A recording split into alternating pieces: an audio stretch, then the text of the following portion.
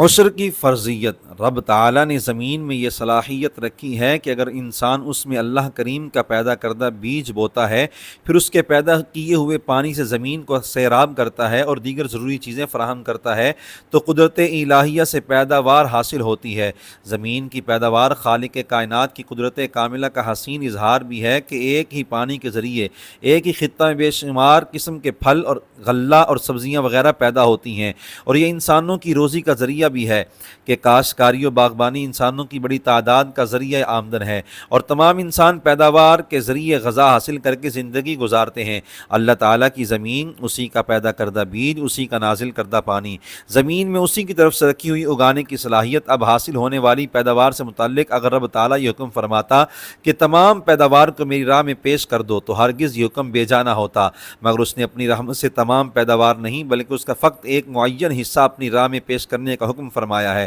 جسے عشر کہا جاتا ہے۔ مزید احسان یہ کہ عشر ادا کرنے پر اجر و ثواب اور انعامات کا وعدہ بھی فرمایا ہے۔ ارشاد ربانی ہے، کلوا من ثمرہ اذا اثمر وآتوا حقہ یوم حصادہ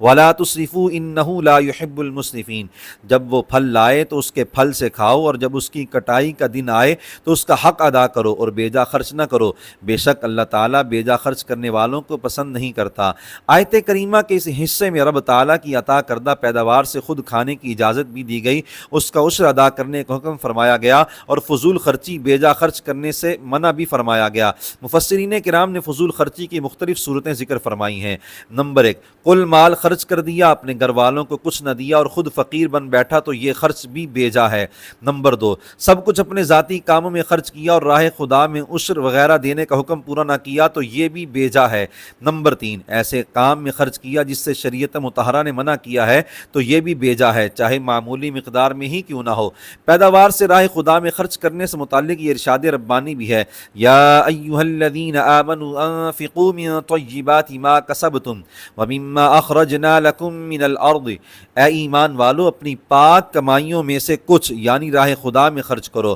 اور جو ہم نے تمہارے لیے زمین سے نکالا ہے اس میں سے یعنی اللہ کی راہ میں کچھ خرچ کرو، اور جو ہم نے تمہارے لیے زمین سے نکالا ہے سمجھ آ جائے تو عشر ادا کرنا بوجھ نہیں، سعادت محسوس ہو۔